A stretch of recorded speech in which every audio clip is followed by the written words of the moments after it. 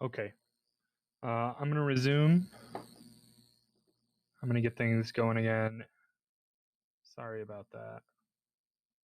I'm not sure what's happening today. It feels like one of those days. Get my screen share back up and running.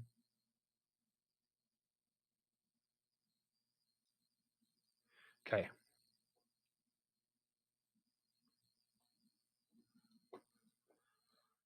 Okay, so I was just covering the overview again. So evaluation patterns is one category, types are another category. We want to know the various different types of data available, data types available in the language. And what I find is that I can kind of pick up the other paradigms in a given language fairly quickly. Like once you know them, the other ones are kind of straightforward. But where I'll tend to spend most of my time is understanding types, and that's probably where you'll find you spend most of your time when you're learning your first language or your second language. And I think that that's because you can sort of pick up the grammar and the syntax and how a language works um, fairly quickly, and with some practice, it becomes more and more natural. But where the real work is sort of building vocabulary. And learning about types basically involves learning about different functions and different methods and different procedures and processes, things you can and cannot do, the ways you're constrained in doing the things you can do, exceptions to rules, things like that with types, right? Like that all is sort of vocabulary building, right? Like it's very much like learning a new word in a natural language.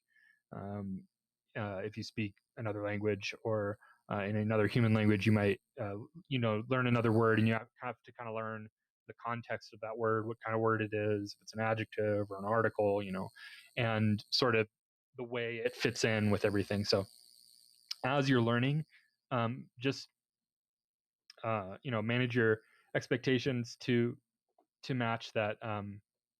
A lot of your time will be spent sort of learning the ins and outs of each of the types and how to work with them. Okay, so we have evaluation patterns, types. We've got functions. Excuse me, I'm going to be more abstract about this. We should actually call this abstractions. Abstractions. We've got control flow. And we've got loops as well. And I'll kind of talk about these really briefly, really quick. I'm seeing a lot of activity in the chat. I am trying to keep us on topic. If there's something that needs my attention, either at me or if somebody would at me, so I'll see it, just do at Clark and then let it auto-complete the rest of my handle, and I'll be able to see it and I'll address it as soon as I can. I'm hoping that everything is kind of stabilized for folks.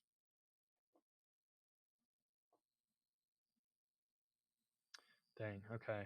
Looks like people are still having problems.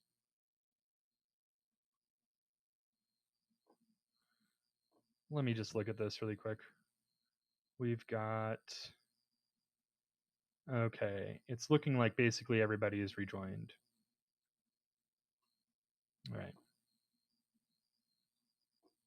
One of those days.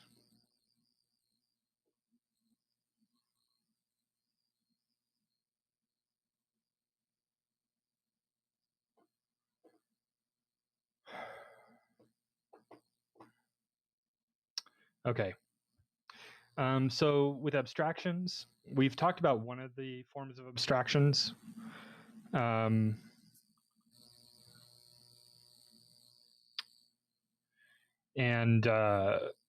there are two main forms of abstractions that we're going to cover here. in this class. But there's a third that you will sort of touch on maybe briefly in the later parts of the class. But you'll learn more about it in the actual DSI. So we have variables, and we have functions, and the other one is classes, which we'll sort of get into much later. Oh boy. Okay. I'm sorry. It looks like people are.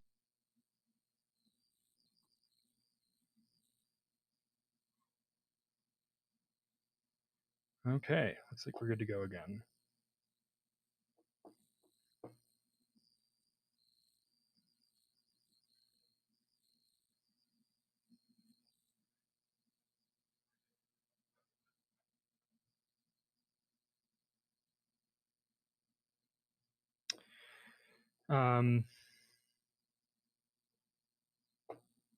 Cool. So I'm just gonna continue. Okay, and the issues start up again. Okay, wow. I'm going to continue because I do want to get through this, and at least we'll have the recording, and I'll try to figure out whatever the issue is for today, and then you can just look at the recording tomorrow if it's not going to work. Okay. Cool. So abstractions, we have variables, which we've talked about. We're going to talk about more today, and we have functions as well. Control flow is something that we also have slated for talking about today. Control flow allows us to write code that's going to execute under certain conditions and not under other conditions. So it allows us to dynamically execute code when certain conditions are true. And then loops just allow us to repeat processes. So loops just allow us to repeat certain processes as many times as we need to repeat them. So there are two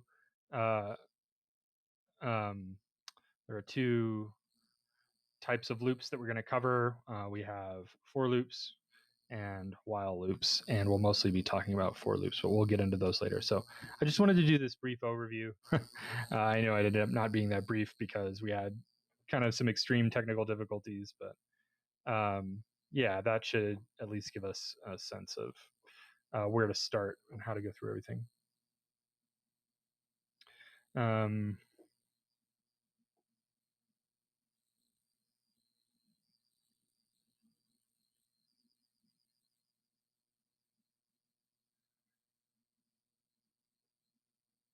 Okay, cool.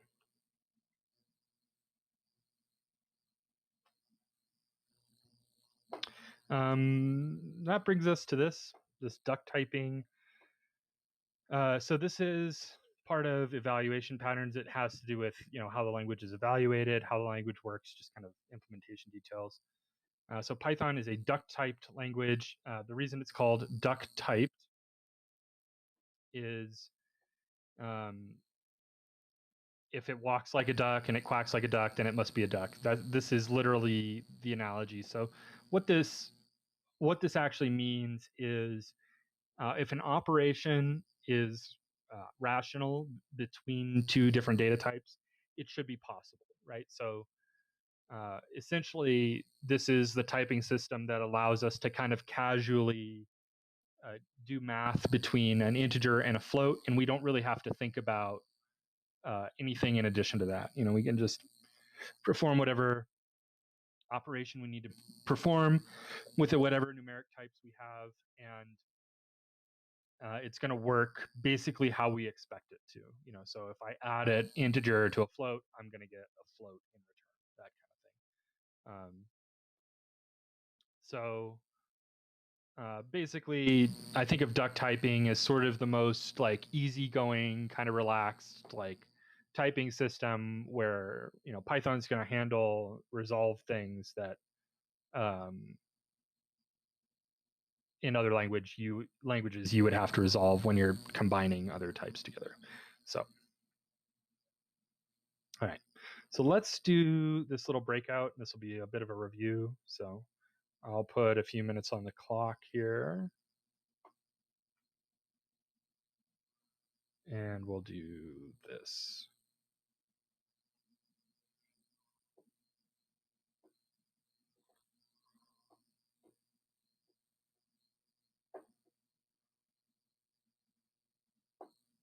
Cool.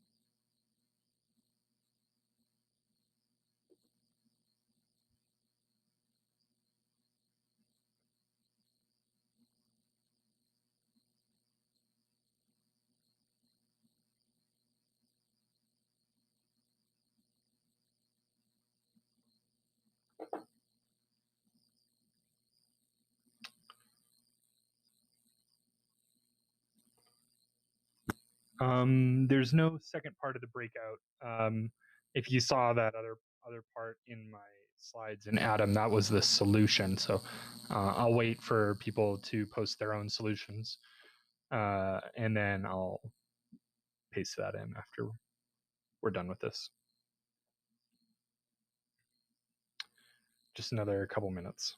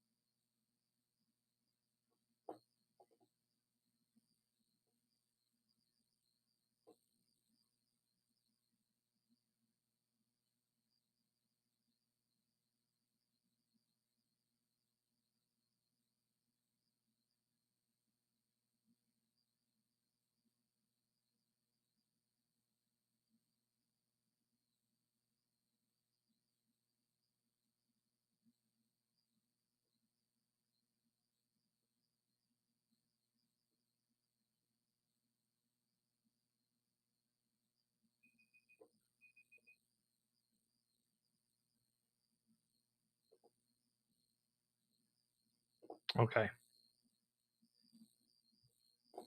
Cool. Go ahead and put in your answers, whatever you've got. We'll go from there.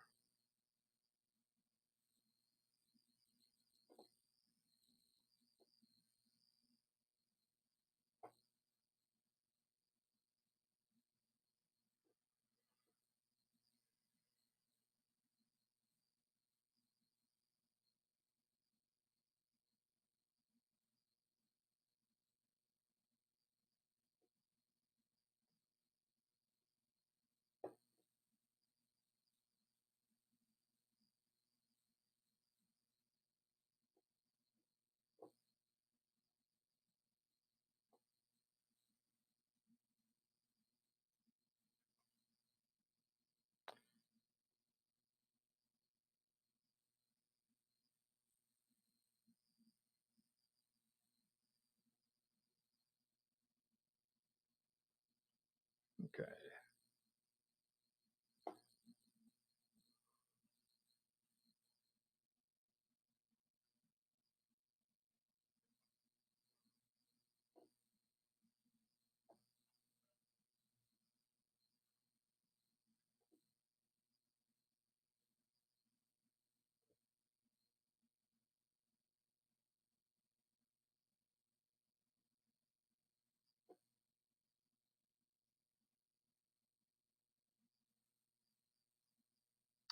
All right, cool. Let's jump into the next slides here. So this is just reviewing common numeric data types. We've already gone over. Duct typing, we just talked about that. Simple operations. One thing I didn't have time to talk about yesterday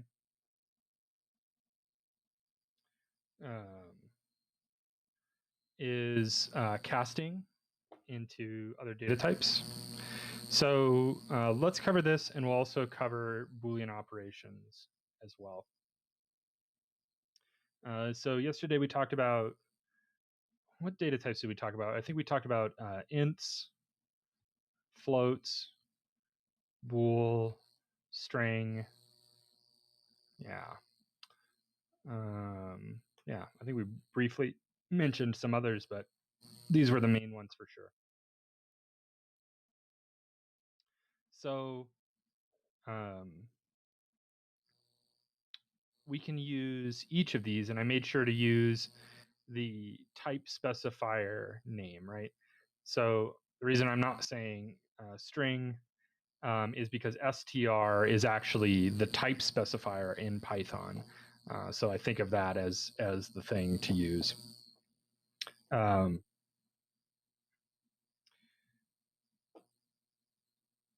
That will cast other objects to strings if you need it. So let's go with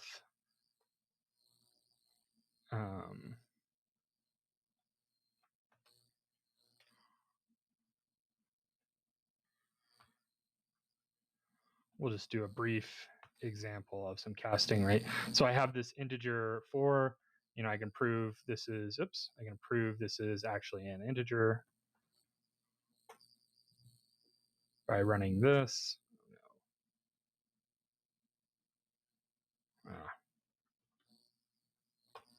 There you go. But I can cast this as a float if I wanted, and I'd get the value 4.0. And likewise, if I had some floating point number, 4.342, I could cast this as an int, and I would get an integer value. This in particular can come in handy. This can come in pretty useful. There are times even when you'll have a value that is equal to a whole number value.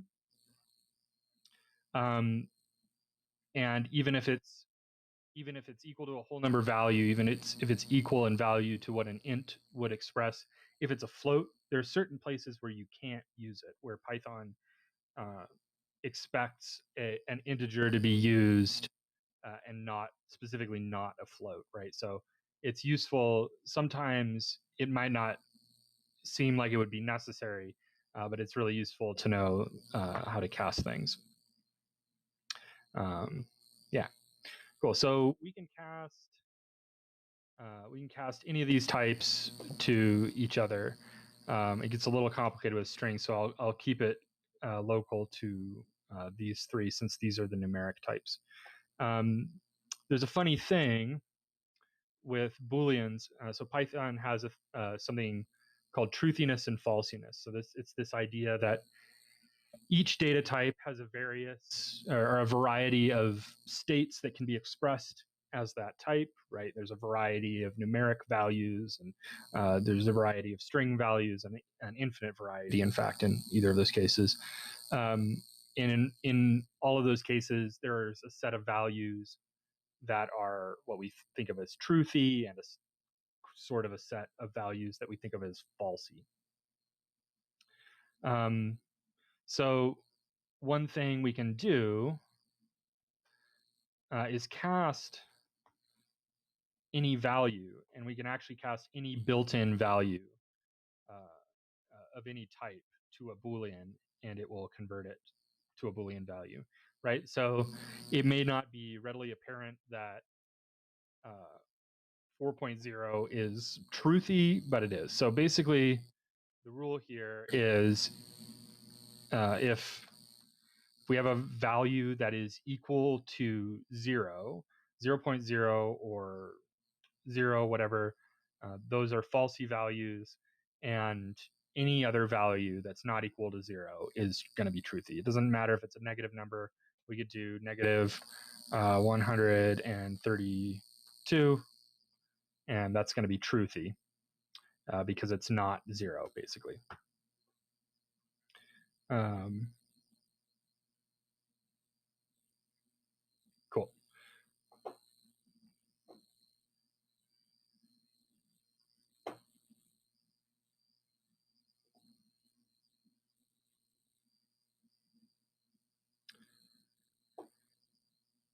Okay.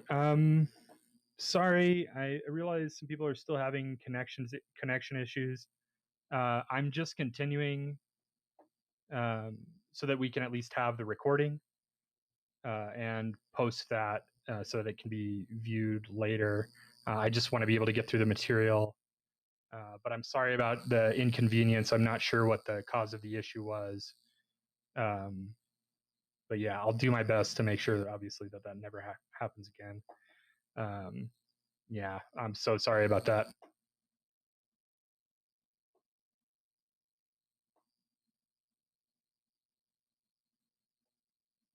No, that's a problem with my microphone. Yeah, sorry about that as well. Okay.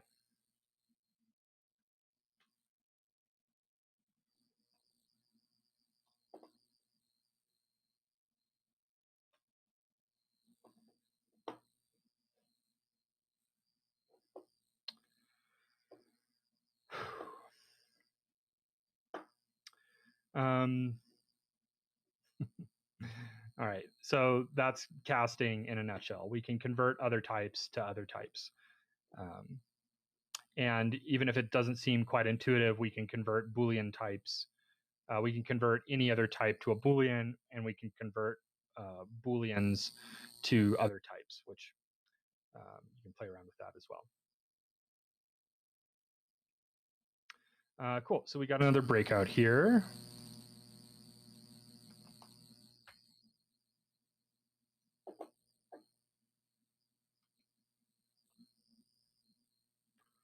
Let me do this. See if I can post this in with the bullets. Print.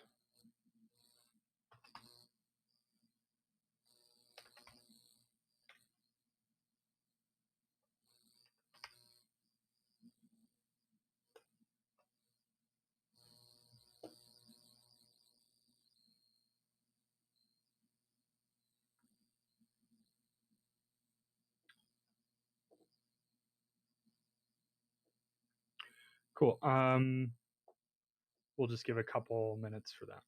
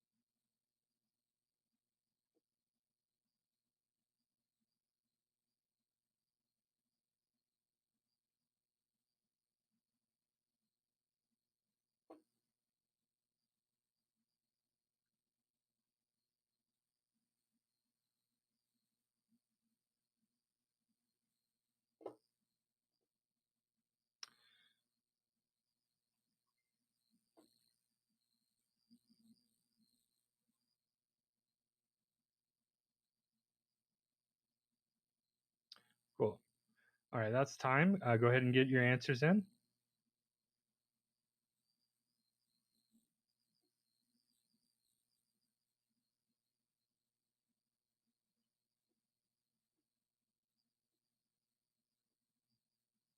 If you're not quite finished, don't worry. You can just put in whatever you've got. It's okay too.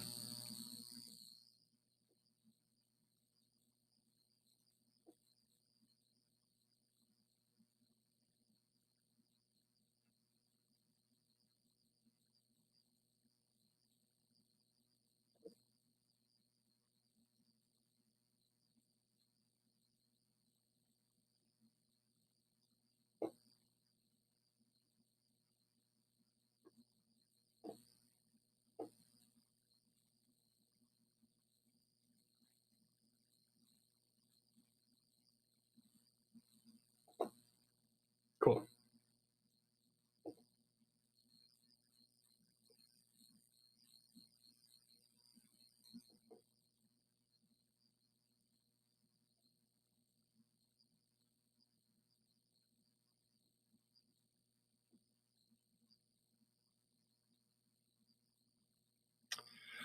Okay. So here, I'm just going to do a screenshot for this real quick. Just take that, and I'll pop that in there in case you want to reference it.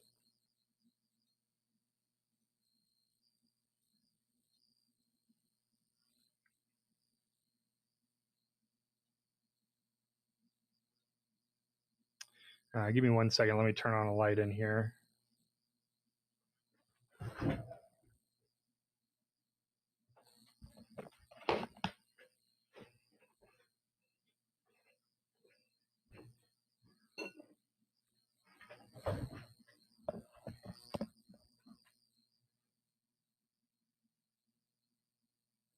Okay, cool.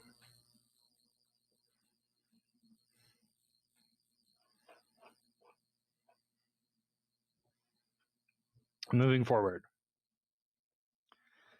Floor division, this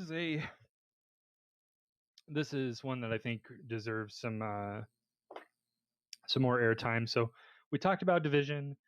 We talked about all the mathematical operators, all the basic mathematical operators.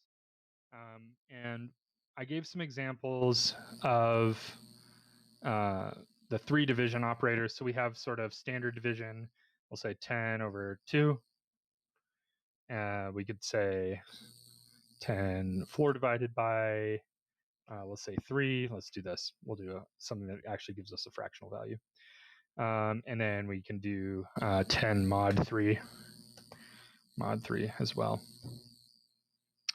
So single slash division is going to give us 3.333. Double slash division or floor division is going to give us how many times the second number goes into the first evenly without going over or being exact. And then the third one, the modulo operator, is going to give us the remainder of 10 over 3.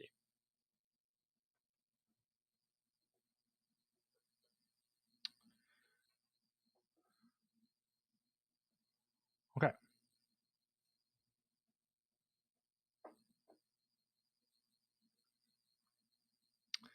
So modulo, you can use modulo with negative numbers and with floating point numbers, although as you can see, you get this pretty heavy rounding error or precision error actually a lot of times. So these aren't really things that we're going to cover. Mostly you'll just use modulo from integer to integer. It's mostly just useful for that. So even though these are valid, it's valid Python to use modulo in this way, it doesn't tend to be useful with anything other than positive integers. Well, can be, but we don't tend to use it outside of just using positive integers. Cool.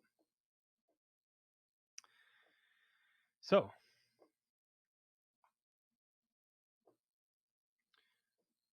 let's have another breakout here. I'll just do a screenshot for this one.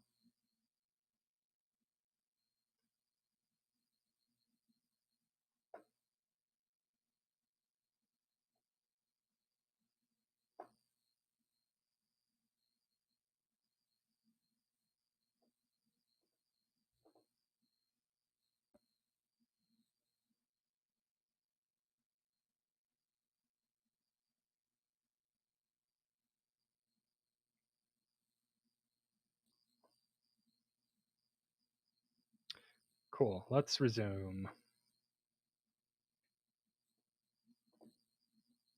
Oops, I gotta get the screen share. Almost forgot.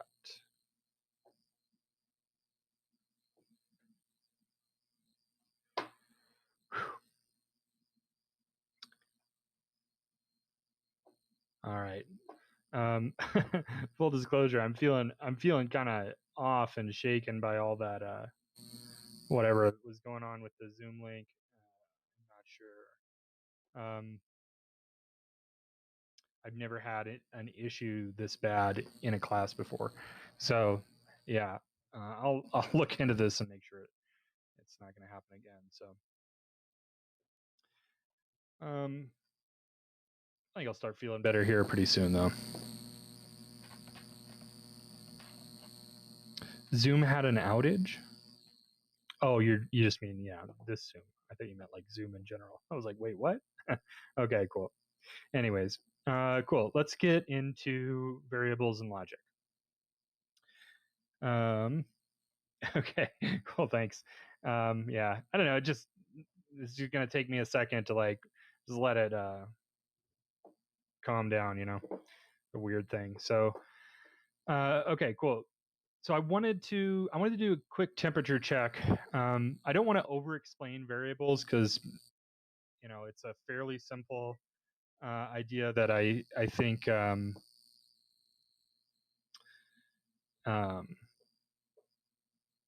you know, can be made to seem more complicated than it is if I spend too much time on it. But I want to make sure that everybody's feeling good on it.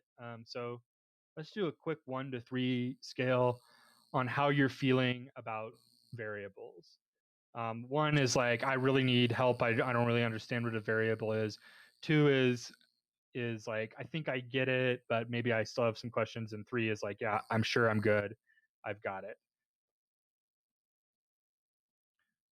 1.5. Everybody's getting creative with the fractions. We got a 1.5. We've got a 2.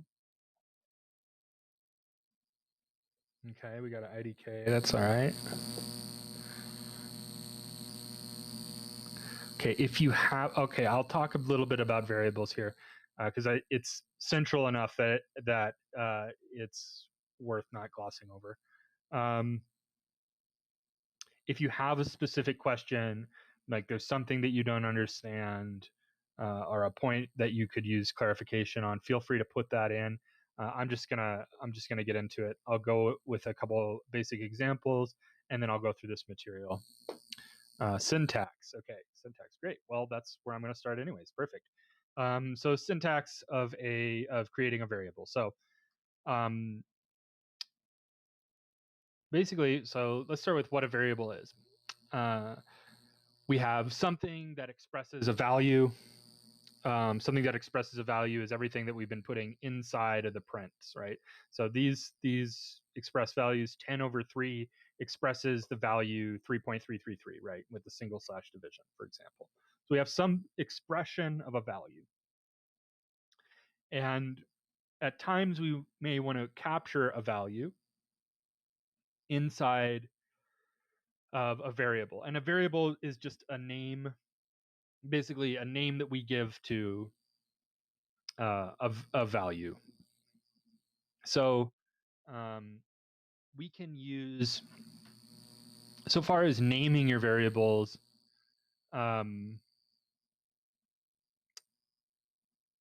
you can use basically any name, just so long as it's not a reserved keyword in Python. So you're allowed to use whatever name that is valid in Python. And a variable name can start with any alpha character or an underscore. It can contain underscores, but not dashes and not spaces. It can contain numbers, but it can't start with a number. So if I had like, first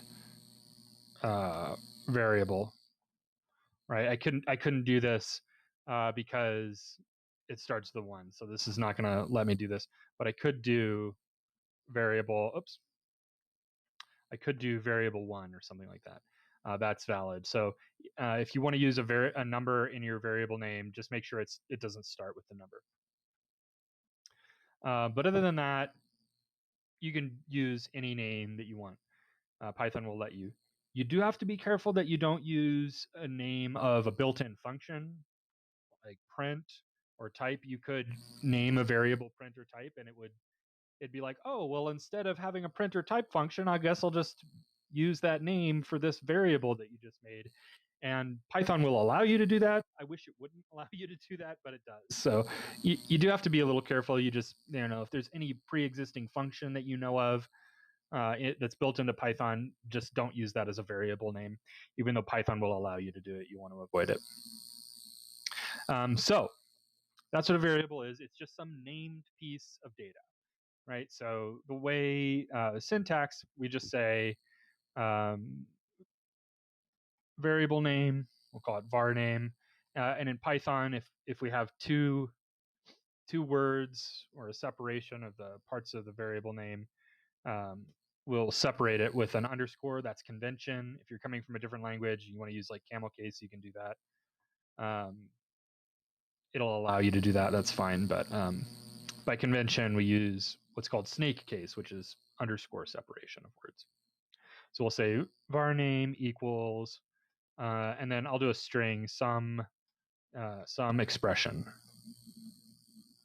right? And a string is, this string is an expression that expresses this string as I typed it, right? It just says some expression. So, whoops. So I could print var, let's just call this some var. I'll rename it, sorry. Oop.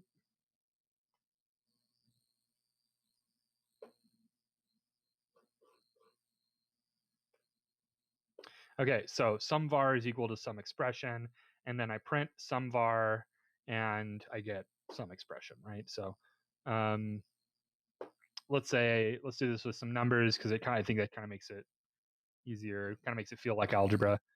So let's say a equals 10, b equals 15, c equals a squared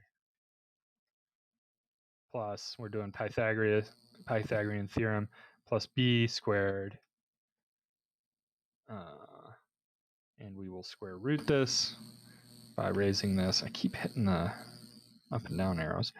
By raising this to the 1/2, 2. Cool. So so a is equal to 10, b is equal to 25, c is equal to a squared plus b squared, and then the square root. And then we can say print c. There we go. So you can see I can have these simple expressions like 10 and 25. So 10 is an expression that expresses, surprise, surprise, the value 10, right? When an expression expresses the value as it's written, we call that a literal, because it's literally the value. So this is an integer literal. These are integer literals. And then this is, obviously an expression that's comprised of variables, other literals, and operators that tell us how to work that expression. Cool.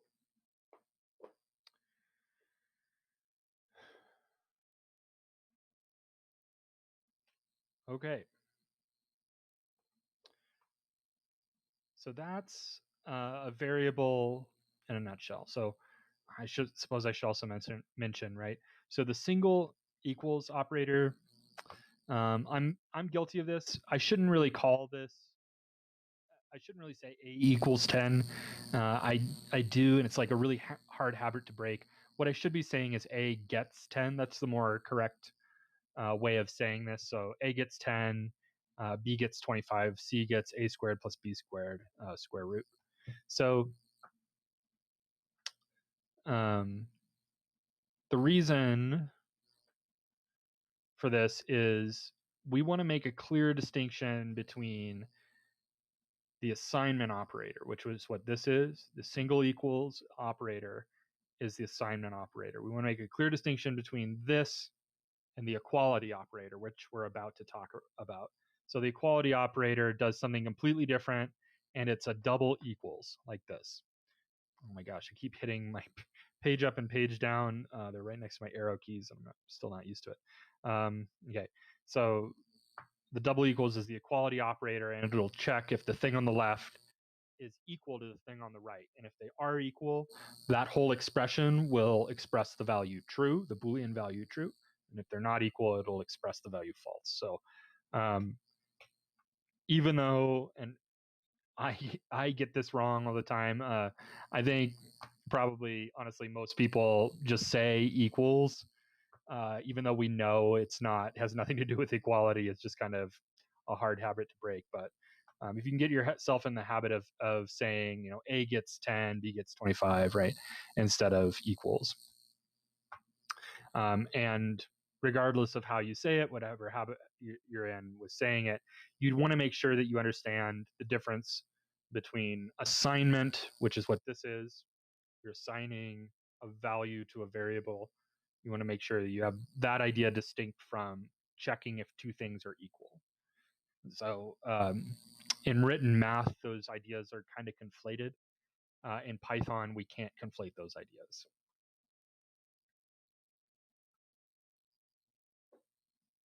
Okay.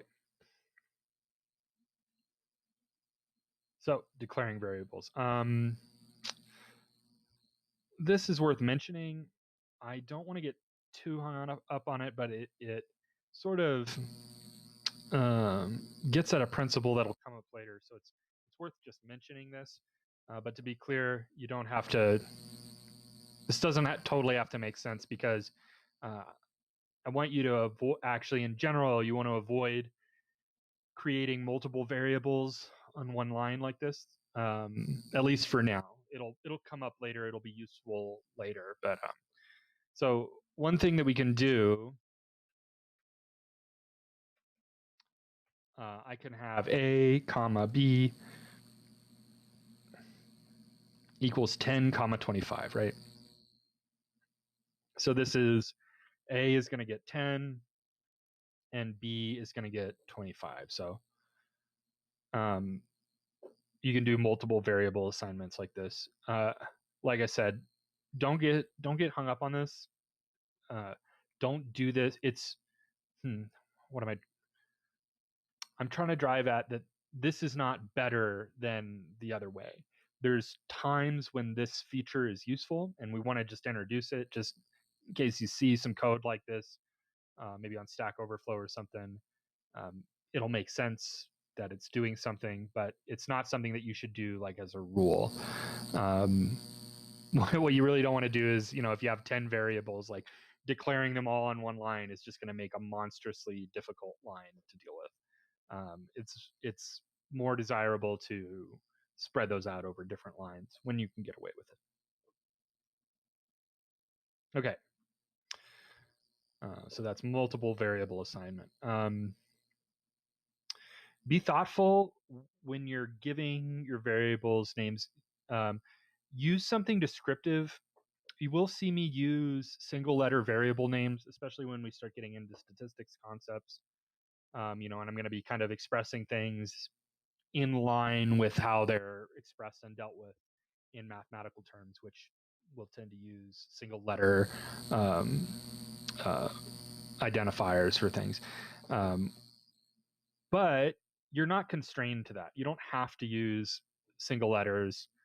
And when it makes sense, and it usually does, when it makes sense to be descriptive, right? If you want to make a variable name that's a couple words long and you want to spell out the words all the way, then great. If it helps, the rule of thumb is that like whatever is going to make it the most readable, right? So there are sort of, I think, kind of older conventions around like trying to keep variable names really short. And that goes back into like the Fortran days when you you had punch cards that were 80 columns wide, so you kind of had to keep variable names as short as possible, because you had limited space in the line that you could construct, and going over that line limit was possible, but it was kind of a pain. So by convention, you kind of tried to keep things as like shrunken down, short variable names, 1 or 2 or 3 letters long. Like I said, there are times when you'll see me do that, but my rule of thumb with that is if there's a standing convention around using a shortened name for something, then it's fine. If it's sort of a well understood convention, or it's explained and well understood in the context of what you're doing or in your coding style, if it's well understood in the project that you're working on and the coding style in that project, then it's fine. But in all of their cases, it's good to be as descriptive as you can be. So something like this underscore is underscore a underscore variable, right? This is a fairly typical way that you'll see variables named in Python. So you can feel free to kind of spread things out and make them clear and expressive. All right, cool. Boolean operators. Let's get into these. This is what I was waiting for. So our Boolean operators are going to be, these are going to be operators like mathematical operators that yield a Boolean that I shouldn't say yield, that evaluate to a Boolean. They express a Boolean, right?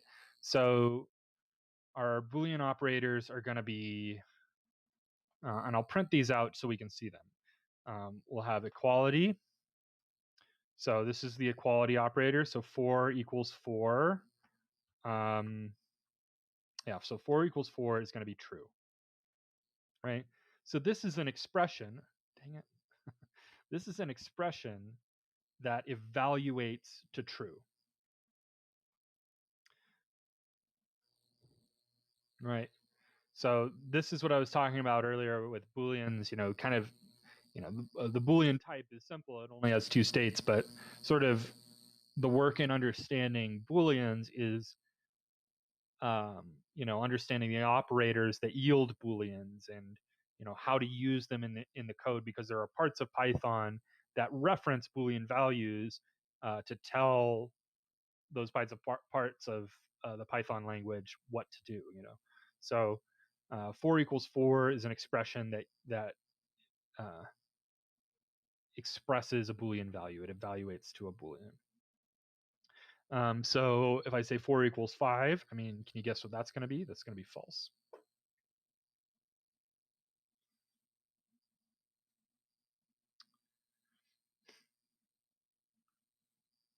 Cool. Looks like we've got a little bit of a question here. Am I able to overload the print function and call the normal function within it? This looks like a really cool article. I would if you're just starting off with Python, this is I suspect far past the scope of what we're going to talk about. This is getting into, it looks like it's kind of getting into the weeds. I would suggest that you just don't overload anything. Don't worry about overloading anything for now. If you get into a more of an intermediate stage, something like that could be really fun. But yeah, anyways. I will also link to a list of built-in keywords as well. But the thing is, you'll know if you try to use a keyword as a variable, because Python will give you an error. If I say 4 equals 10, I'm going to get a syntax error, and it just says invalid syntax. Also, keywords will highlight red, or yeah, they'll highlight a different color, and in most cases, and you'll see it right away. But I will link to that. There is a list of built-in keywords. If somebody knows where it is, you can feel free to put it in there too. Okay, cool. So back to Boolean operators. So 4 equals 5 is false. So we can check for equality using the double equals operator like this. We can check for inequality using exclamation point equals like that. One thing I see some people will do is they'll try to reverse the order. It doesn't work in reverse order. So you need to keep it in that order of exclamation point then equals in order for it to work. If you're getting an error, if you're using an operator like this and you get some invalid syntax and it's pointing at some part of your code with that, you might say, oh, well, just try it the other way and see if that'll work. And it does. Cool. So 4 not equal to 5 is true. 4 not equal to 4 is false. And then let's do this. Greater than.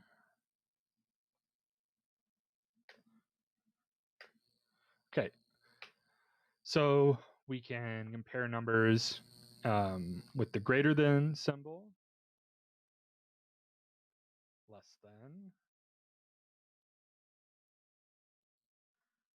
and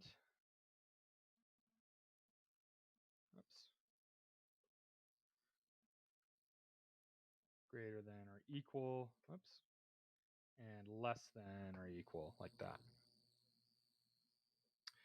So 4 greater than 3 is going to be true.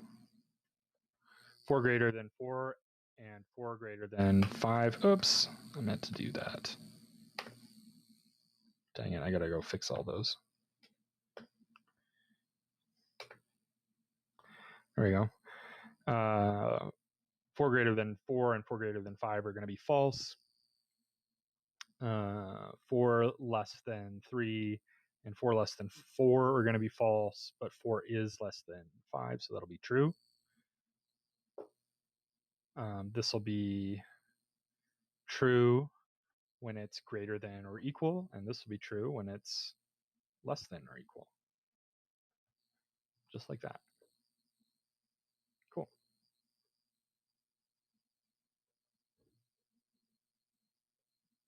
So these are important operators. They will come in handy. You will use them all the time.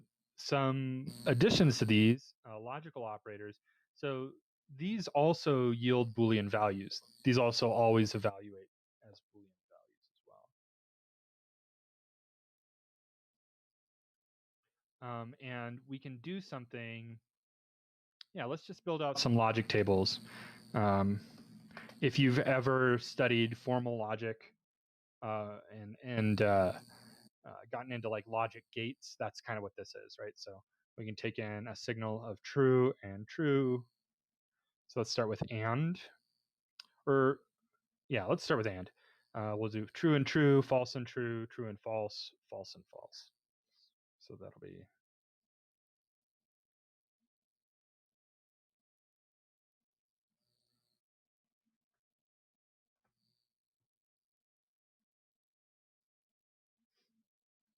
okay.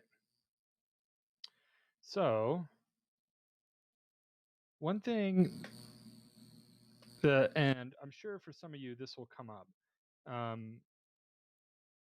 Something like and, this keyword, its only concern is with Boolean operations. That's all it deals with, right? So there will be times when you're going to be trying to like format your code like English, and you'll want to use and you'll remember, oh, and is actually a keyword. I can use and. But just make sure the thing on the left of the and the thing on the right of the and are both Boolean expressions, right? So I can't do like 5 and 3.8 or something. Or I might be able to, because those are both truthy values, but I wouldn't count on that working the same way quite. You want to make sure that you're thinking about the values as being true or false, regardless of what they are. Cool. So and gives back true when both of its inputs, its left and right operands, are both true. True. And it gives back false in all other cases. That's it. So true and true is true. False and true is false. True and false is false. False and false is also false. Cool. We also have, oops, come on. We also have or. Or, like that. So or is going to give us true when either one of its inputs or both of its inputs are true. So true and true, false and true, true and false are all going to be true. And then false or false is going to be false.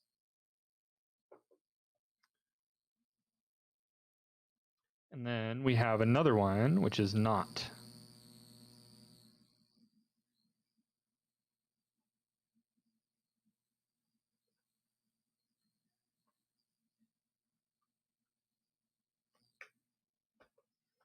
So not true is false, and not false is true. Pretty straightforward. So these are like the truth tables for each one of these. And to be clear, generally the way that we're going to use these, we're not going to just like put in true or false into the operands directly like this. We're not going to use Boolean literals. We're going to use expressions that may or may not be true or false, right? So those expressions will probably be involve variables whose values we don't know at the time of writing the program. If we knew them at the time of writing the program, we could just do the math and solve the problem ourselves and just plug in the answer, and then we wouldn't need a program. But a lot of times it's useful to use the program, use the language to help you get the answer, right? So let's take a look at that. Let's take a look at how we would actually use all these together. So I'm going to use variables and logical operators and Boolean operators, kind of wrap them up all together. We got a question.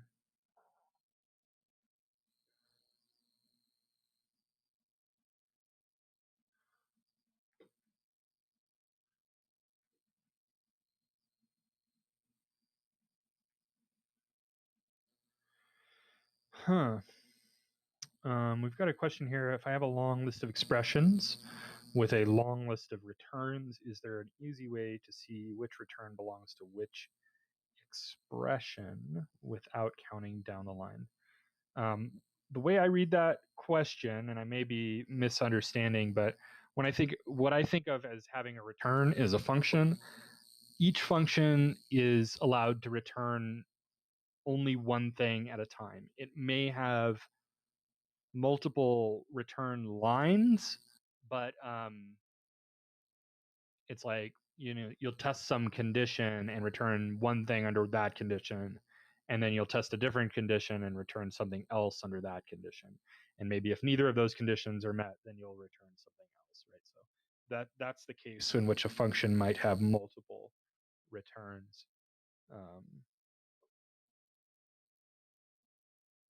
But yeah, not sure. I have a feeling I might have missed that question a little bit, but I don't know if that helps. Okay, so let's kind of use all these together. So let's say A equals 4, B equals 27. Oops, gets 27. Excuse me. There we go. And we could say, let's say if A greater than B, or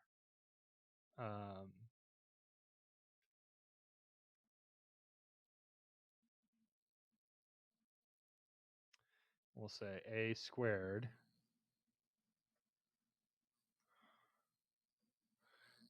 is greater than b half of b. Let's say that.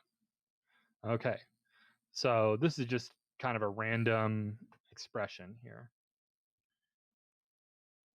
but I'll leave it to you. What's this gonna give me? And I know I always say, like, go ahead, feel free to write this in your replit, and you should do that. You should run it. But before you run it, think through it, right? Think through, what's this going to do? What's this going to do? Right? And maybe I could put in some parentheses in here too. We already got a couple answers.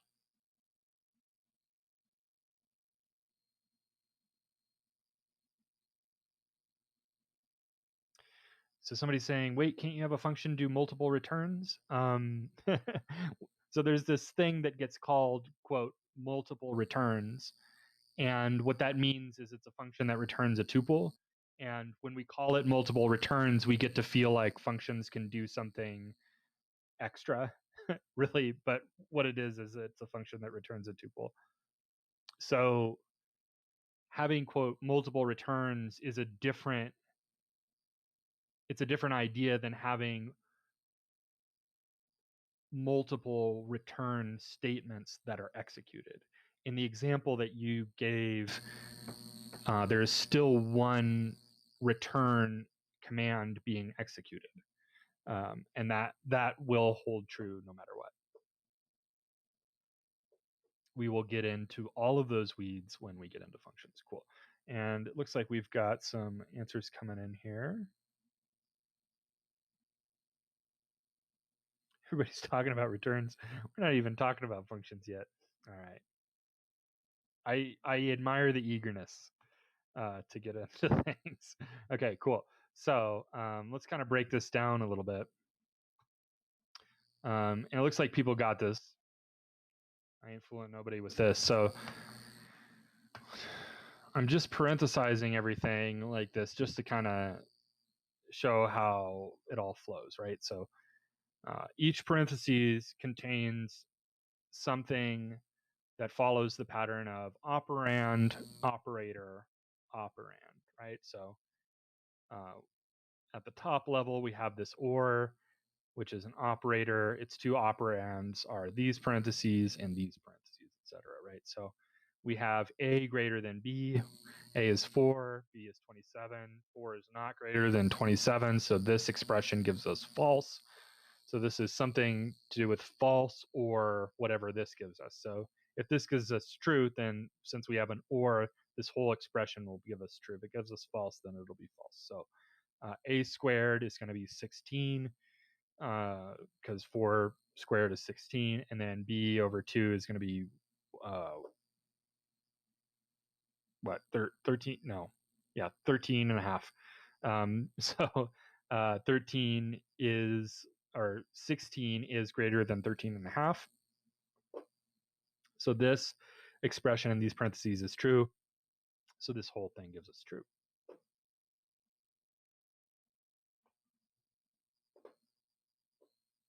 Cool. And we've got yet another breakout, just like that one. Can I post the snippet of my code? Yes.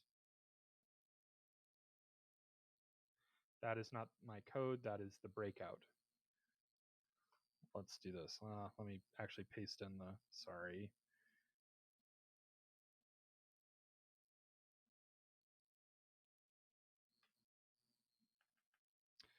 Okay, there's the breakout. We got 2 minutes on the clock for that one.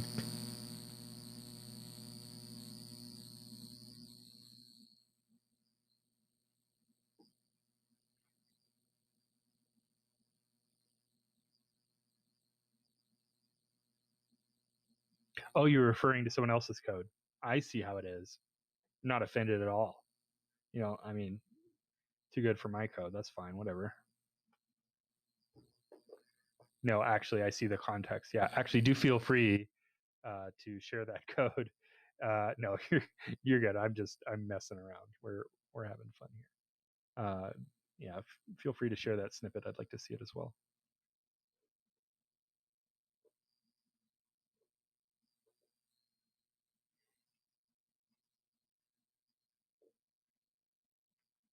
Oops.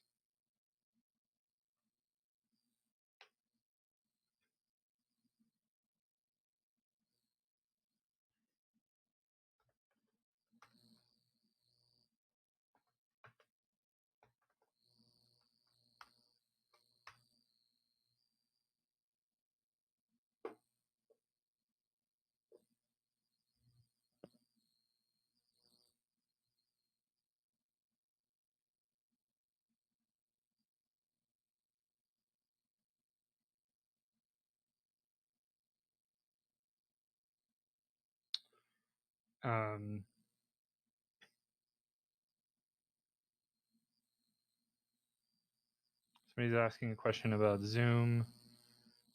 How do we verify which Zoom link we're currently on? Yeah, if you go up into the, for me, it's in the upper left, there's a little gear icon, and it'll give you a link up there, if that's what you're asking. If you click that little gear icon, it'll show you like information. Okay, cool. So I'll run through this. It looks like people have got this, but just in case you're still working through it, I'll give a solution. So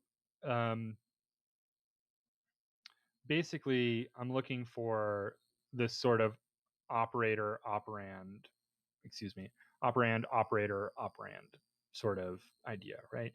And then I have these knots at the beginning, which are going to invert whichever Boolean value that comes after them. So one thing that I noticed right away, I've got this and here, right? So this and is going to be true or false based on these. So let's see. So true or false.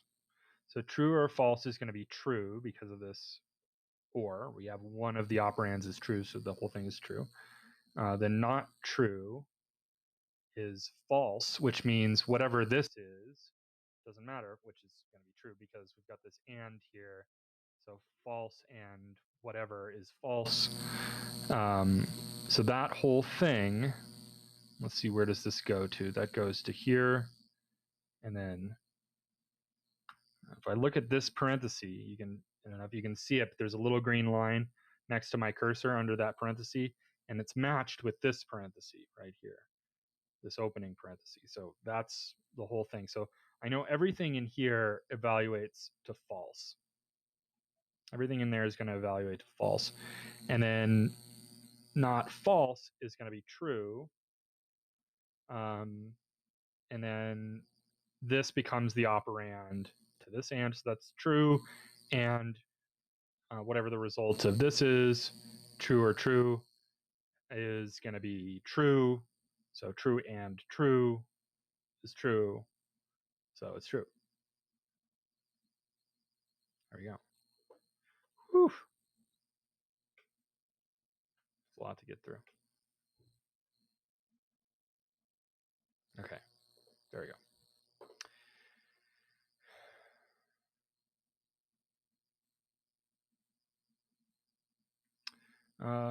Bitwise operators, we're not really going to cover these. They do exist. If you know what bitwise operations are and you want to get into the bitwise operators, here they are. But yeah, like I said, we're not going to dive into bitwise operations because it's just a bit out of the scope. We have an exclusive OR. Probably some of you are wondering, like, what about the exclusive OR? For those of you who are wondering, and for those of you who don't know, an exclusive OR, this is back up to our truth tables here. So we have a non-exclusive OR, and a non-exclusive OR returns true if either of the inputs are true, and it doesn't matter if both of them are true. An exclusive OR, and some languages call it an XOR. Paradigms call it an XOR. Python does not call it XOR, but this is not a valid keyword. But an exclusive OR in formal logic, the way it works is it's only true if both of its inputs are different, right? So if Python did have an XOR, it would work like this.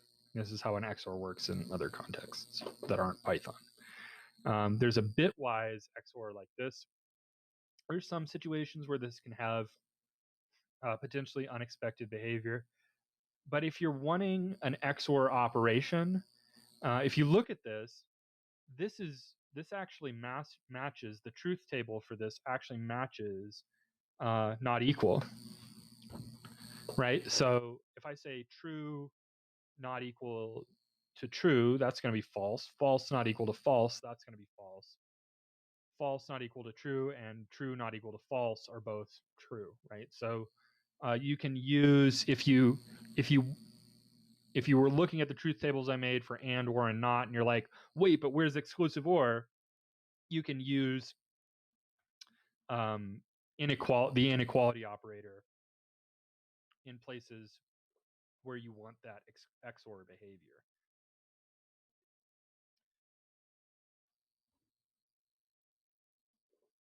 Okay, cool.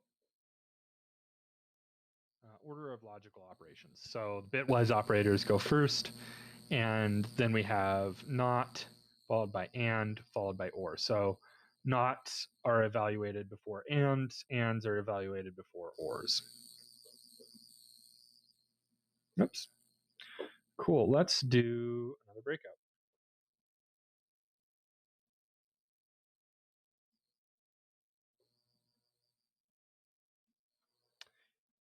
To the question, XOR is not equal, right? Yes.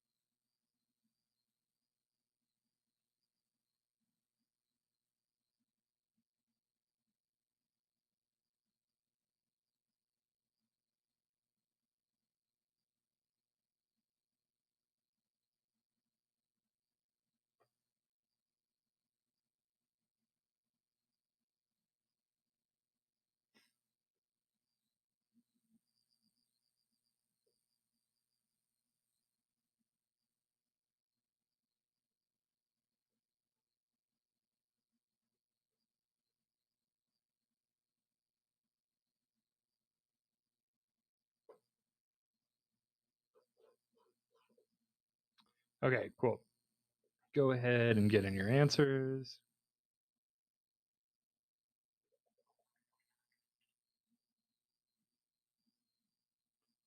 Let me just find Slack here again. Okay. Cool. And then the output signature, there's a little bit of a explanation here, but we should get false, true, false, false, false.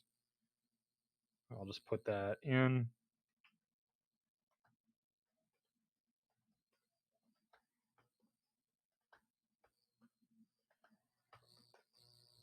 Cool.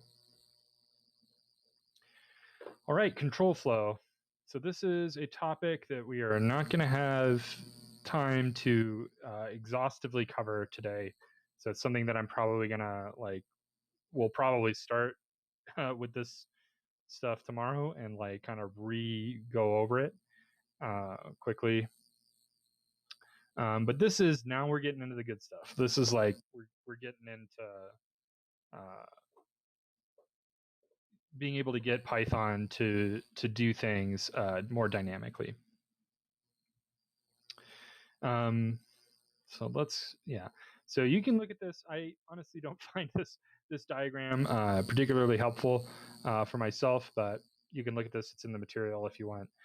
This is basically just saying we have the flow of our program.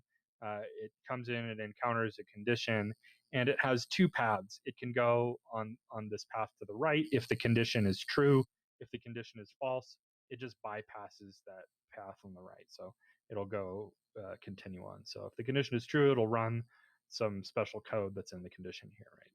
So notice this language, condition true and condition false. So this is an important idea, and this is why we've been focusing on these simple, unsuspecting little Booleans all this time, is because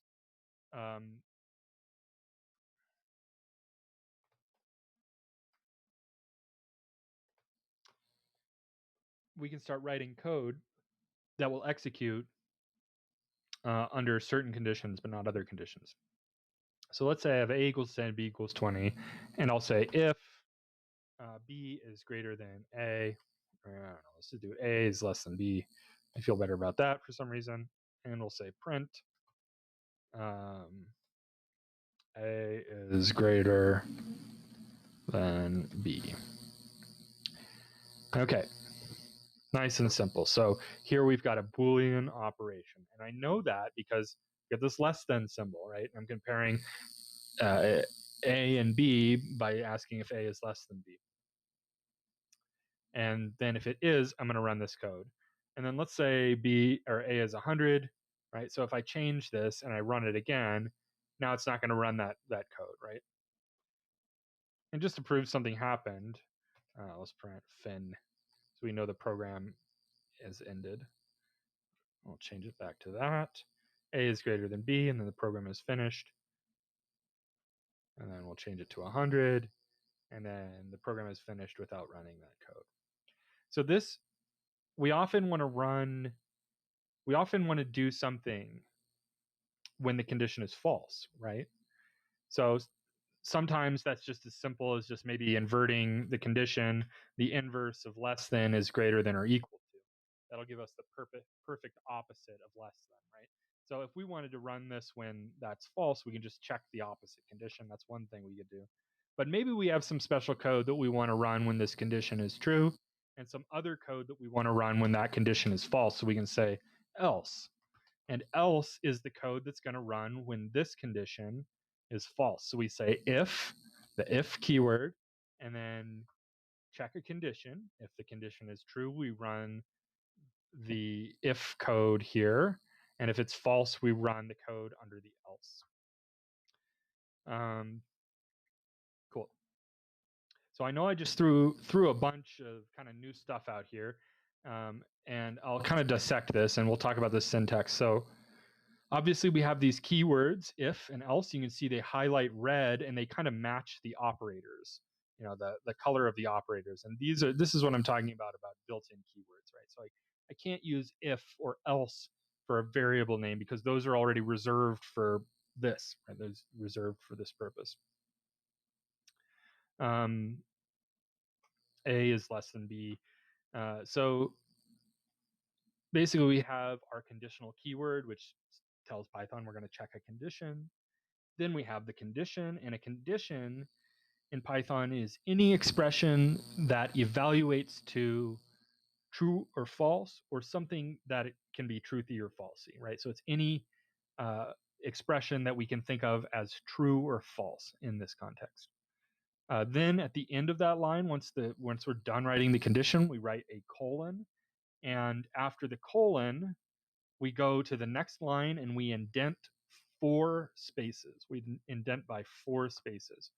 Now, this indent is important. Some of you may have heard that Python is a white space formatted language. This is what's being referred to by that, right? So if I'm like, oh well, I don't want to sully my nice clean workflow that I've got, I just won't indent that.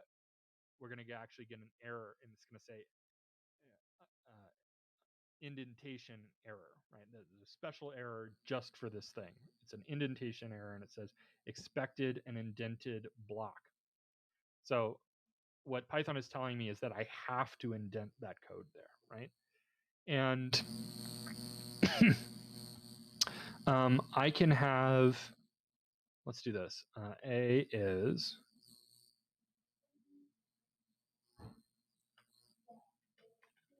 let's do this. A is greater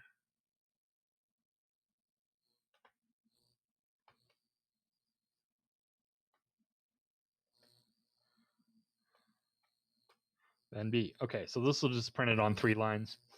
But I'm just showing you we can have multiple lines of code in here. So it doesn't have to just be 1 line. I can have however big of a block of code I want in there. And the reason that Python knows that all of this code is a member of this if is that it's indented underneath it. And it knows to stop treating the code as if it's a member of this if channel once I unindent it, right? So it knows that this last line 114, this fin line, it knows that that's not part of this.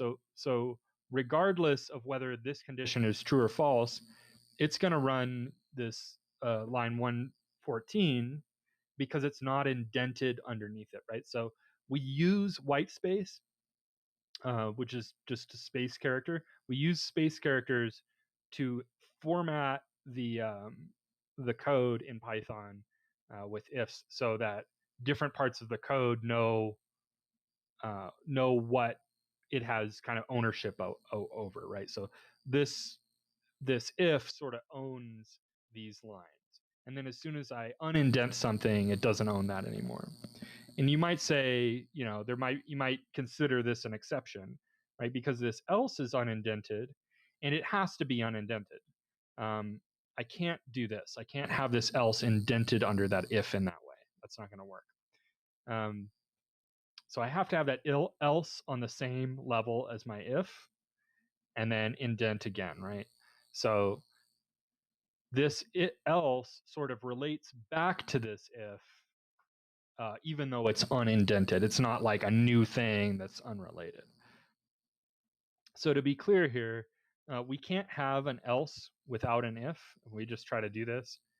Python is like basically it's saying like else what? Like else means basically, hey, if that prior condition was false, if the prior conditions were false, what prior condition? There's no prior condition, so else it is the end of a chain.